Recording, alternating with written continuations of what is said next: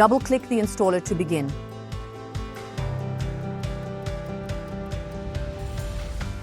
Click Install to initiate the installation process.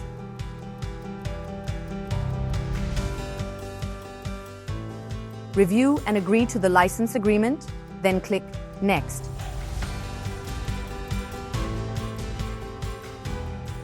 Select the destination folders and click Next. Click Install to start the installation. Click Finish to complete the installation.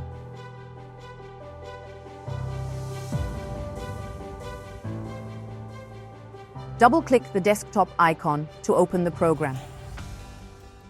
Enter your details to activate the program and press the Activate button. The program will open.